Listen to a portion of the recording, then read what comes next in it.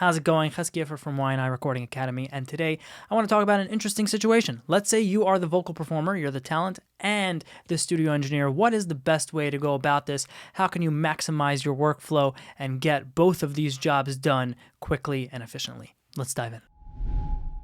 So the first thing you have to get out of the way is, where will you be recording? Will you be recording in this spot right next to the computer? Is that really the optimal spot to record? Maybe that is sometimes, but I would say likely most times it's not. Most time there's a different spot in either the room or a closet off of the room that you feel is better for the vocal recording.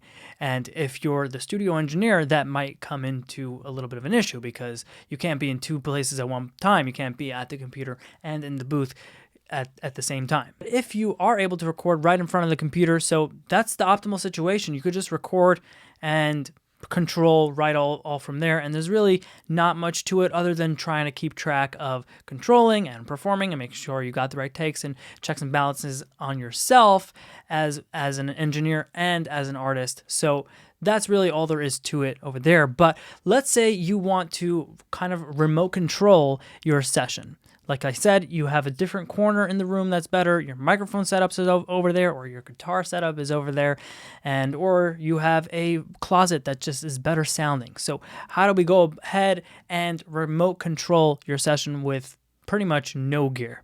So the first thing I recommend pretty much everybody in the studio to get, but especially if you want to remote control your sessions, is get yourself a wireless keyboard.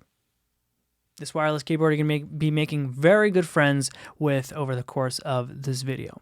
Now, there's pretty much all the controls you would need to record yourself on the keyboard. So let's jump in to Pro Tools, and I'm going to show you a couple of examples of how you can utilize your keyboard to remote control your session. So I got a session in front of me, and the first thing I like to do when I'm recording myself is to make a track for each part. So I got a lead vox 1 for verse 1, and I got a lead vox 2 for chorus 1, and I would do this so on and so forth. It just helps as you go on. You'll see, because if you want to hear the part before while recording the next part without actually having to punch at the exact moment, it's very useful to break up the tracks like this.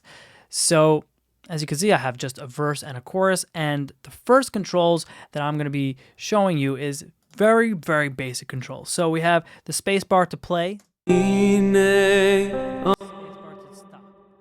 We have command space bar to start recording, or the 3 key on the numeric keypad. Numeric keypad is the keypad right here, and this keypad is going to be the one that we're going to be heavily using throughout this remote controlling session. So let's say I record and enable my track. If I press the 3 key,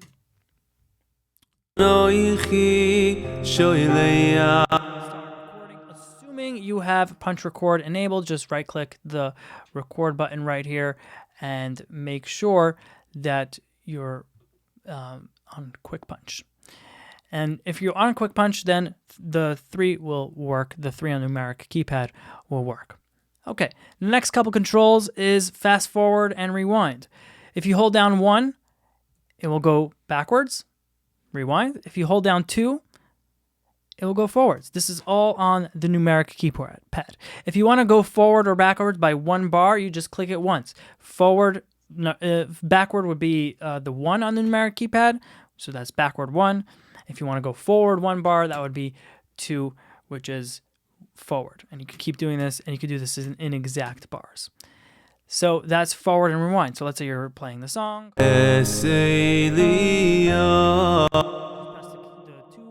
Keypad to go a little bit, 2 on the numeric keypad to go a little bit further. Oh, I want to record. Okay, stop right there and start recording.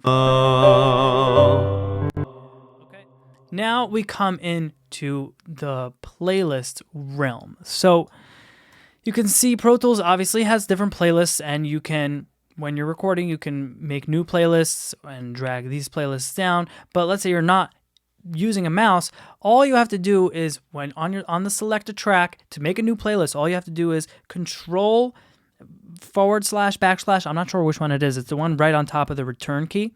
Control plus that will make a new playlist, and you can start recording once. That's obviously the wrong track recording, but you can start recording once more. Once I'm done with that take. I want another take. Control plus backslash or forward slash, whatever it is. And you'll see that Pro Tools is giving you all these playlists, and you can keep on recording and making a new one.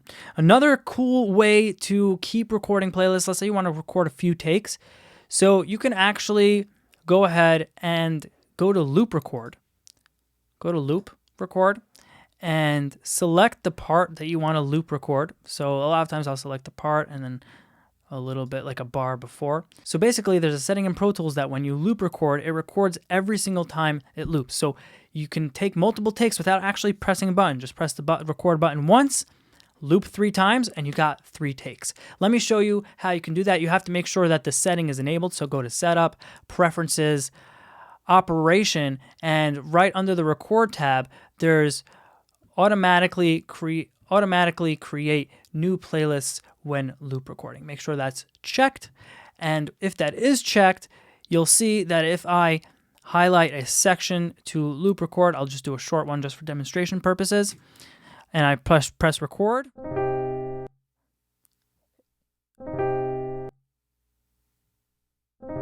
So you see I just took 3 takes. You'll see the last take is on top and the other 2 takes that we took is on bottom. So it automatically makes new playlists for you. Really, really cool. So those are the playlist controls. And now getting back to some track controls. So for example, if I want to record enable one track or unrecord enable a track, I would do Shift plus R. Whichever track is selected, that's what the Shift modifier key will apply it to. So right now I'm selected Lead Vox 1.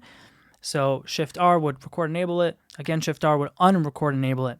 And I can mute the track by doing Shift M. It will mute the track, and unmute it by doing a Shift M once again. Now, I do want to point out that all these playlists controls that I showed you before, where Pro Tools automatically makes new playlists, and when you're loop recording, or when you just, let's say, do the control backslash, all these controls can be done without actually viewing the playlist. So if you're in waveform view, it will work just as well. And I recommend being in waveform view for the next little trick. The next little trick is going up and down in track. So let's say you want to record and enable the next track, or you want to mute the next track, or you want to have some track controls on not the track that you're selected right now, but you don't want to take a mouse and select the next track.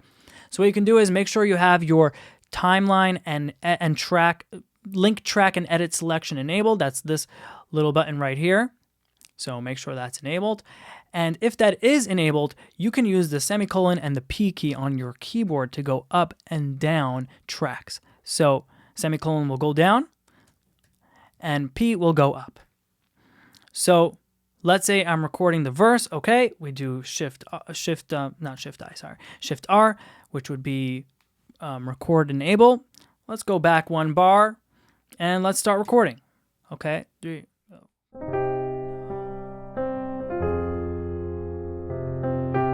So let's say I'm done the entire verse and now I want to record the chorus. All I have to do is obviously just fast forward somehow, which we'll get to another little trick in a second. But I can unenable I can unarm the recording, and I can mute this track. I can leave it open if I want, and then I could do the semicolon to bring down press semicolon to bring down the track selection, and then record and enable that track, and now I'm ready to record on my chorus track. So I'll go where I need it to go, holding down 2 obviously, and press record.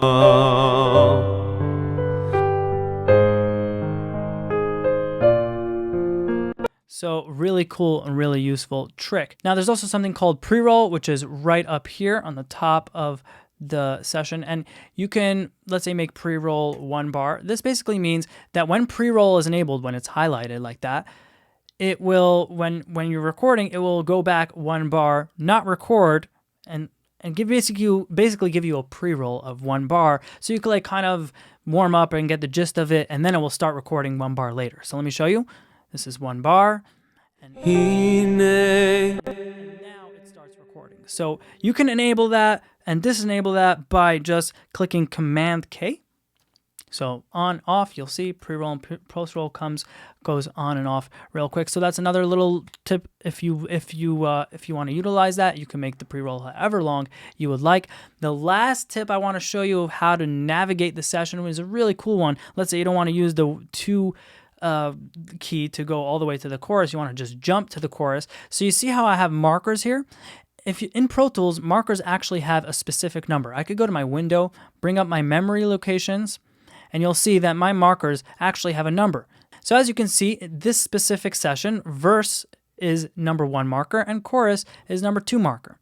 So I can jump to these markers by using my numeric keypad by pressing the period key on the numeric keypad, then pressing the number I want to jump to, and then pressing the period key again. So let's say I want to jump to the verse, I'll do period, 1, period, and now I jump to the verse. If I want to jump to the chorus, I'll do period, 2, period, and now I jump to the chorus. Really, really cool. And then once I'm at the chorus, I can either do a pre-roll, let's say Command K, I'll do a pre-roll, or if I want to start recording from a bar before, I'll just hit the key 1 on numeric keypad to go back just 1 bar, and I'm right there where I need to go. So this is a jam-packed video showing you of how you can navigate your session with just your wireless keyboard, and you can go ahead and record yourself wherever you wish. So I hope this helped you out. And before you go, I want to give you something free. If you want to start a home studio or upgrade your home studio, and you're not exactly sure what, where, how to buy, and you're in a budget, so I want you to know that I got you. I put together an entire gear guide list, home studio gear guide list. You can download it in the link in the description, and it's got everything right there. Whether you want to start a home studio, whether you want to look to upgrade your home studio, and no matter what budget you're in, it has everything there, everything that you need. So go ahead, download it for free, and I will see you in the next one.